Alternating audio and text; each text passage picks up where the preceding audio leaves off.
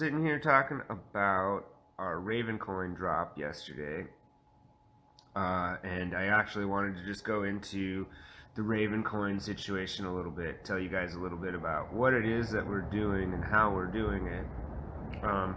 The platform that we're using is called Ravencoin, and it's an open source crypto. So basically, and I'm kind of an amateur in the crypto. I love them, but I'm not. There's a lot to know. So Ravencoin is an open source blockchain, and my understanding is that it was created as a little bit of a pushback from some of the blockchains that have been created on a, I don't want to say a scam basis, but there have been a lot of coins created where people have put it out there that this coin is going to be all these things, and then collected a lot of money, and then the coin is just sort of like fallen on its face because it didn't have the things. And so people that put money into those situations maybe felt like they didn't really get what they had hoped for. Obviously, most people are making that as an investment, so when the coin doesn't go up in value, and then people just forget about it, but somebody takes that money home. So the Ravencoin is like it has fair launch principles, and it's mineable, and it's really trying to be that like open source solution, and it's worked on by a large group of open source computer programmers, and it's all done for the sake of the network. And so what I believe that we are linking with is a network of programmers that all work to not only maintain the Ravencoin system, but also build it and expand it. And when you go and you look for like a head of Ravencoin to ask them questions about permissions or anything like that, it just doesn't exist. It's a distributed network all the way to its core, where it's the code is there for people to use however people see fit to use the code. So what it is, it's a blockchain, and the Ravencoin system provides mining opportunities and the ability for people to do what's called running a node, which is keeping the system current so that all the computers that are storing information, which amounts to a map of where the information is actually stored on thousands of computers around the world, they are able to, by synchronizing all that information, that's what makes the blockchain work. So, but I apologize if I'm doing a bad job of explaining any of this. It's all from my understanding. I'm not reading off of notes or anything. I'm talking about blockchain, and I'm doing my best to explain how the blockchain works. Jason Zach, welcome to the stream. And basically, when you have a transaction that happens on blockchain, the details that transaction is based on is all throughout the network on different computers. And what you actually have is a key or a map that tells where all the information is, and then all the computers that have the information put it together and verify with each other that the correct information is with itself, so that that's why it makes it secure, is that in order to get one computer to do anything, it has to get 1,000 computers to agree that it's doing the right thing. So that's essentially the security of blockchain. It's called a distributed ledger, and all blockchain operates in that way. And then there's layers, of course, to this whole situation. Just like the World Wide Web is like, on the surface it has all this functionality for us, and basically all we ever look at is apps that are running on it, accessing like a lower network or a higher network that has the information on them. We're talking about Bitcoin, we're talking about blockchain, of which Bitcoin is a blockchain. But we're going into generally just how blockchain works. So we're using Ravencoin to create a digital transferable token to secure each art unit. So on Ravencoin, you can mine Ravencoin, you can trade Ravencoin. It's traded on many of the exchanges. Has a cash value that you can cash out. It's about 3 cents per Ravencoin right now. On the Ravencoin network, because it's open source, what they allow you to do is create your own asset or token with their code, and then use the Ravencoin network to trade it. And use the Ravencoin network to trade it and pass it around. So if you have a Ravencoin wallet, which is it's actually a fairly involved process to get a Ravencoin wallet. We're pushing people out there with this. We want you guys to go get a Ravencoin wallet, but it's a little bit of it takes a long time to synchronize the wallet. So once you download the app, it asks you questions, you put your personal information in. It's pretty intimate, and then because it's money and taxes, and the government's really kind of figured out what the fuck with Bitcoin. So they're not like making that mistake and leaving a giant hole of dark money anymore. Or at least they're trying not to. But anyhow, this so you put your information in, and then it takes like a day or two for your wallet to synchronize. And you have to like leave your computer on and synchronizing, and what it's doing is it's going over the ledger from the beginning to the end. We're talking about the ins and outs of blockchain and how it works, and how we're using Ravencoin, which is a open source blockchain being created by an open source development team.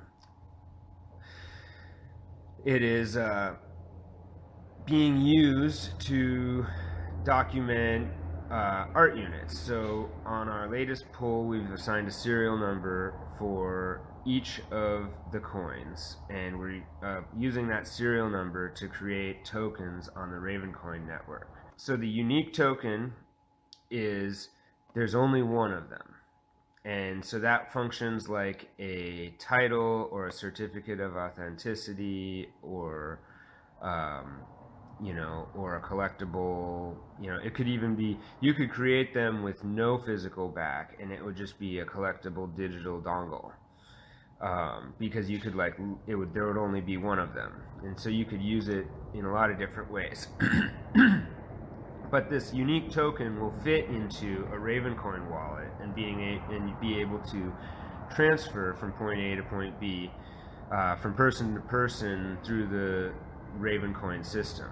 And that's important for us because it allows us to create a vaulting system for the art units. So if there's a third party that is holding a library of art units that belong to a variety of people, then they can publish rules about how they handle ownership of those art units, which revolve around following the blockchain and doing what the titling on the blockchain says. So essentially, if you vaulted, if you take your art unit collection and you put it into this theoretical vault area, and what we want to do is create a distributed vault. So we want to make it so that one of the ways you participate in the art unit network is to operate a physical vault.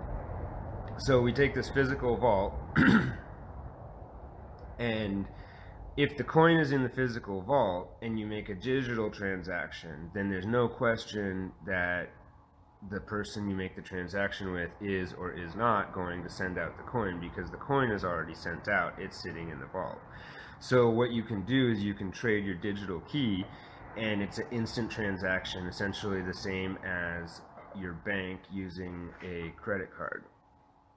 So that's something we're considering implementing with the art units. And again, it's super important to us that everything be open source and on this open level of participation.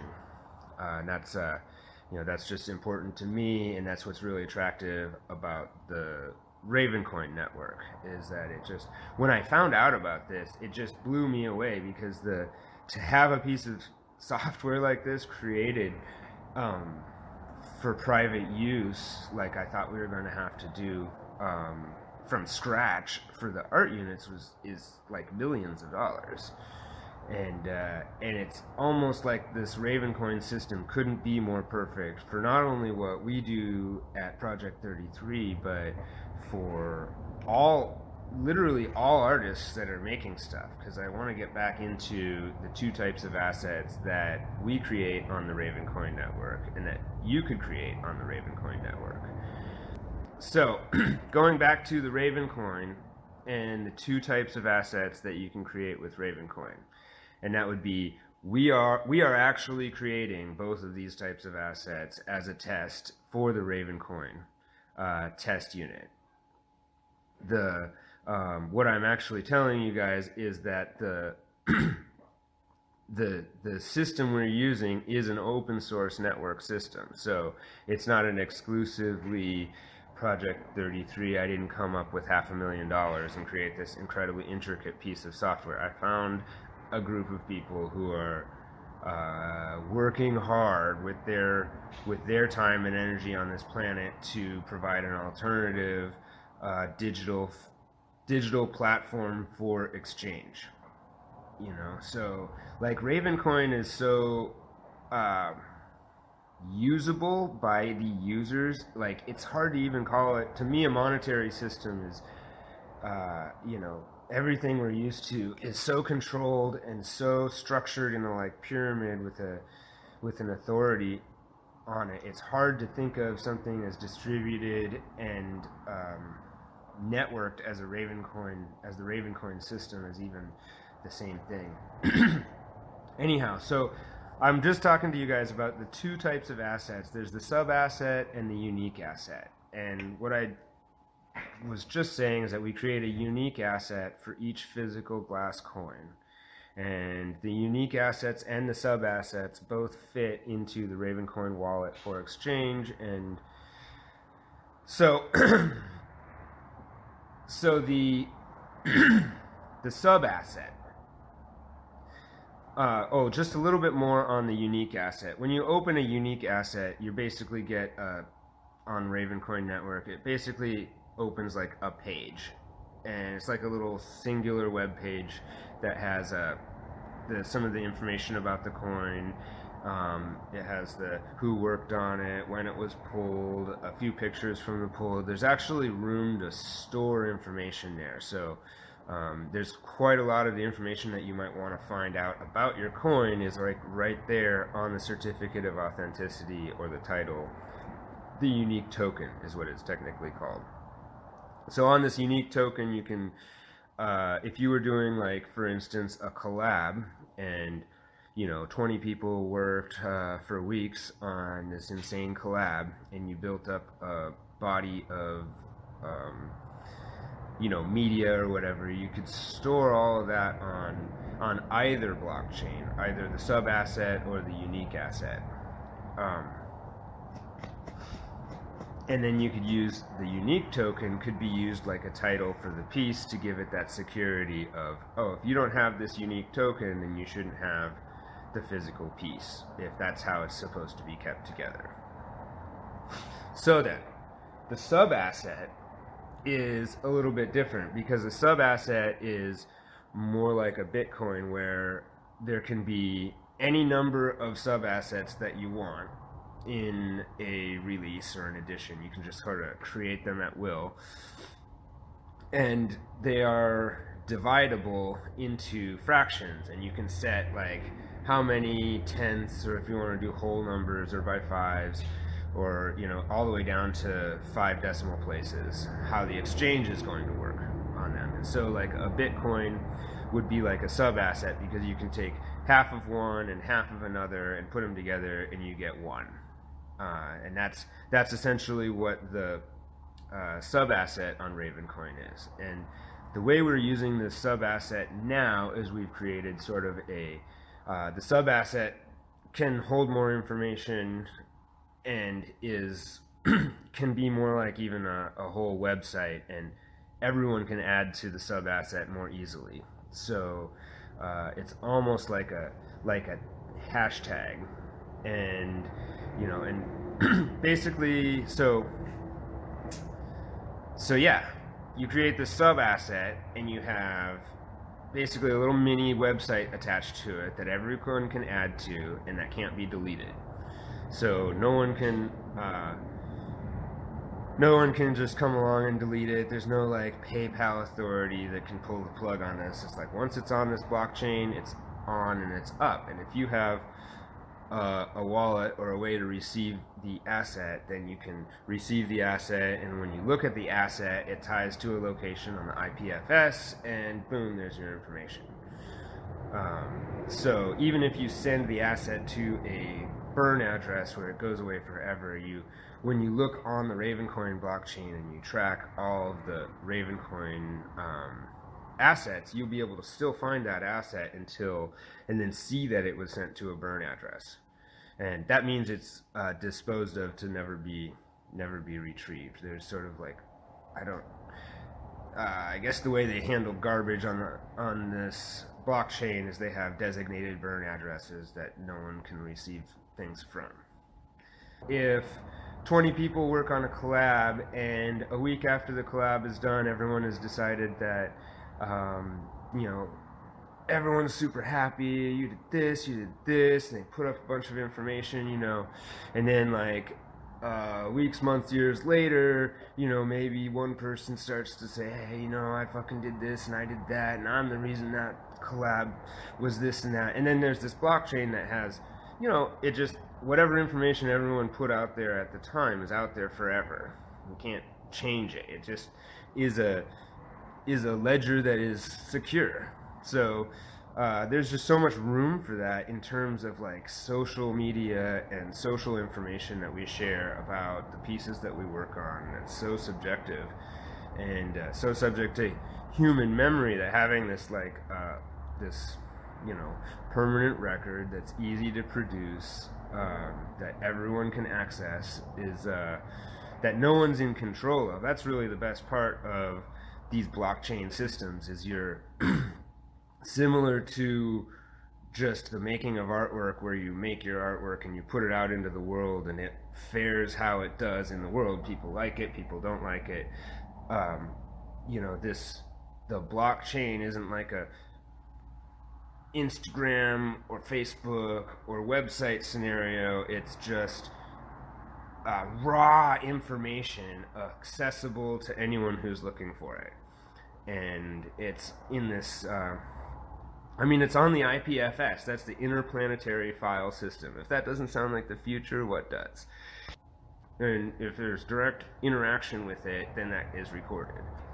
Unlike, some ways of keeping records where, side conversations can become part of the record. We're going deep on blockchain, Ravencoin particularly, and kind of trying to break it down how everything works. And just a few moments ago, I said the words Interplanetary File System. That's IPFS, and that's basically, okay, I'm speaking at the very limit of my understanding. I have to warn all of you guys, this monologue is for sure got errors in it in terms of the technical explanations of Bitcoin, but I'm really doing my best to give a lay understanding of how this works. But I'm not a computer scientist. I've just been trying to talk to them and figure this out. The best way to get one of these coins is just go right on the website, pick the one you want, and pay with a credit card. If you need to use a different payment method, you get a hold of me or Jessica on the Instagram, and we'll help you do that. Oh, yeah, so blockchain, IPFS, the Interplanetary File System. IPFS is basically, it's like the Dewey Decimal System for the future. it's just what it runs on, and to tell you what that is kind of like going into just deep internet stuff. But that's like the new system the internet is using to do stuff. That's where we're at. So the blockchain is fucking absolutely fascinating, and you guys should all be checking it out because it's what the future runs on. And you know, the excitement around cryptocurrencies is based as much on the ability to do things like what we're doing this with as it is on Bitcoin being what you use to do transactions. Because you have to really look at, instead of just thinking of transactions as being an exchange where the bank is involved, because like most everything that everyone's pushing for is like, yeah, I want a bank and a credit card and an easy swipe and then I get my shit. And it's really just like, you have a want and then you want your want to be filled. And the current financial system has become really good at facilitating that. And so to beat them in convenience is very difficult, you know, but they charge us a fee for that. So, you know, people get so upset about taxes, but you're being charged a fee on every usage of money that you do, and that is extremely expensive. But that's where we're at. We want it when we want it, and at the end of the day, we're creatures of convenience, and, you know, and honestly, like, very few of us want to focus on the financial system as anything other than a way of facilitating I want, I get. So a Bitcoin or a blockchain system in general is creating new ways to do exchanges. You know, so part of the reason money is so important is because you have to measure how much of something that has been given over, not even necessarily for payment, but just for keeping track of it, because it could even be known that it's going to come back around. But if the track was kept, then that would be so handy for people's state of mind. So the being able to create a digital title that's transferable with a computer for a piece of artwork opens up exchange and trade capability that is possible with some things in today's climate, but not all. And that way, you know, like a title system for a car. Like, there's a lot of security that happens when you have a titling system for a car. If you have a titling system or certificate of authenticity for artwork, then, you know, that adds security to any transaction that's involved with that artwork. And if you create a digital title, then you can trade titles, trade pink slips on these pieces of artwork using the computer. So you can either use that as an added level of security to a physical transaction, or you can use it as the primary transaction and use the physical as like as the result of those transactions. And so I guess what it allows is for, you know, for people to choose more carefully when they're going to use money in the traditional sense, and when it might be better to use one of these open source digital products that are designed to facilitate the same exchange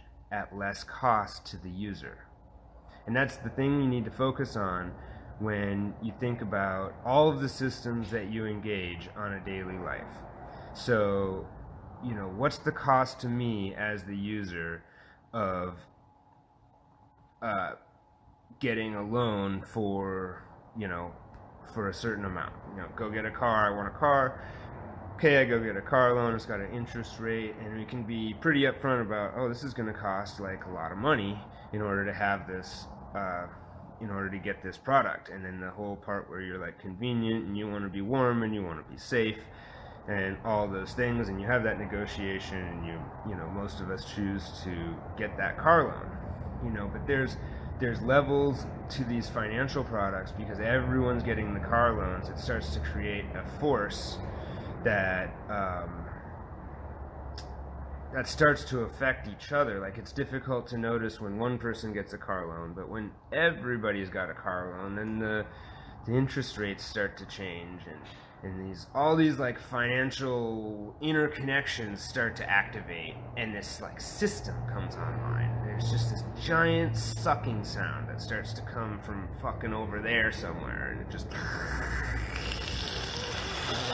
and the resources just start evaporating. And that's why it's so important for the people of this planet to look into alternatives to that system. It's not because of anything other than it's expensive. They're charging us a lot of money for that level of convenience, and we at Project 33 are here to assert that we can provide that convenience of exchange for each other through a trust-based system. We're going deep on blockchain, and we were just talking about financial systems, and basically trying to suggest, I really want to suggest to people that you look at the cost of the systems that you participate in. And when you participate in certain financial system, there's a large cost to you as the user for the convenience that you're getting. And today's technology is offering us alternatives to that for the first time ever. There's the ability to create blockchain, to issue blockchain.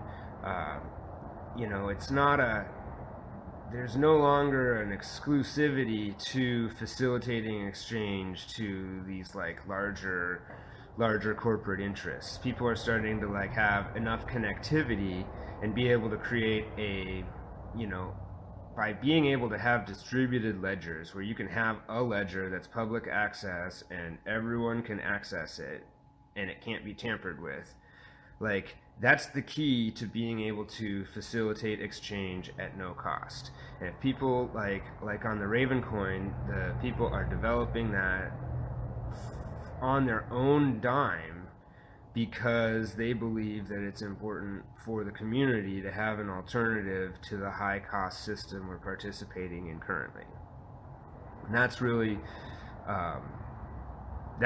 the main thing. To me, that's the big appeal to crypto over fiat currency, is that the cost that they're charging to issue that currency versus the security that currency even has, it doesn't pencil out. It's not a good investment. So we as humanity are dropping the ball by investing into that system over and over again. And there's a lot of people out there that have the vision, like the Ravencoin developers, like some of these other crypto developers, Bitcoin people. These guys everyone is pushing on this stuff because they see the potential for exchange to happen at less cost to the user.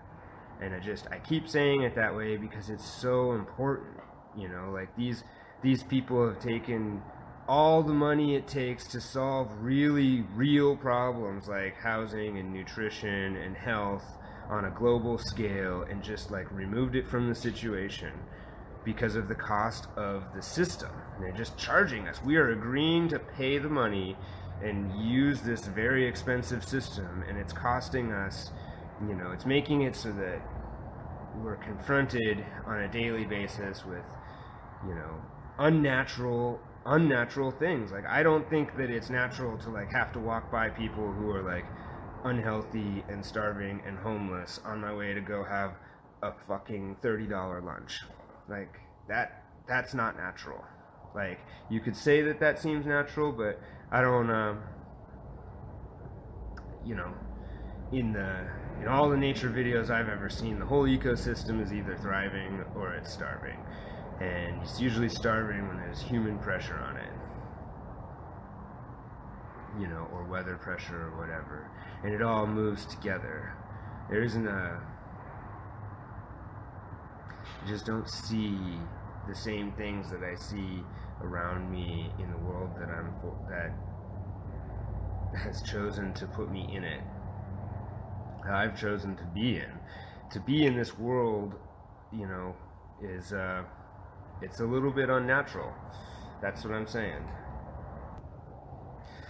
I think that I think I'm going to go ahead and let it go now. We've been clicking out on the stream a little bit, and I think I laid out some really good information, and I just want to leave you guys with the question, or with the request that you investigate the cost of the systems that you are participating in, and look at what they cost you as the user and what the cost is to the community of people using those. And you know, what you're going to see is a lot of taxes and a lot of fees.